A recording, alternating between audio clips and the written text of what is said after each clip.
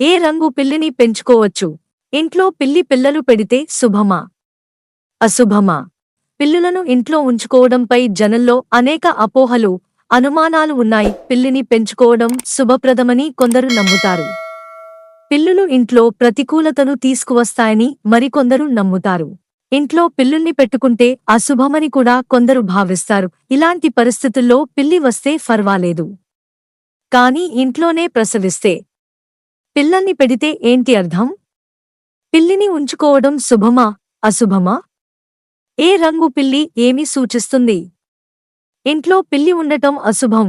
ఎందుకంటే పిల్లి నివసించే చోట ప్రతికూల శక్తులు చురుకుగా పనిచేస్తాయి. అంతేకాకుండా ఇంట్లో పిల్లి ఉండటం వల్ల కూడా రాహు అంశ చురుగ్గా ఉంటుంది. దీనివల్ల ప్రజలు అనేక సమస్యలు ఎదుర్కోవాల్సి వస్తుంది. ఇంట్లోకి బంగారు రంగు పిల్లి రావడం చాలా శుభప్రదంగా భావిస్తారు.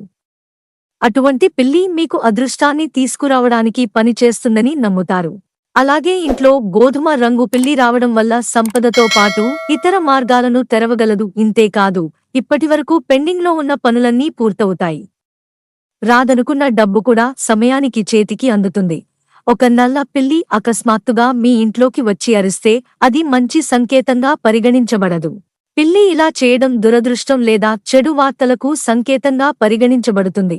మీ ఇంట్లో పిల్లి ప్రసవించి పిల్లల్ని పెడితే అది ఇంటి అధిపతికి చాలా శుభప్రదంగా పరిగణించబడుతుంది. 90 రోజుల్లో కుటుంబ సభ్యులు అన్ని రంగాలలో అభివృద్ధి చెందుతారు. అలాగే అన్ని విషయాల్లో విజయం సాధిస్తారని నమ్మకం. ఇంట్లో పిల్లులు పుట్టడం వల్ల ప్రతికూల శక్తులు కూడా ఇంట్లోకి ప్రవేశించవు. మిత్రులారా, ఛానల్ సబ్స్క్రైబ్ చేసుకోవడం మర్చిపోకండి. ధన్యవాదాలు.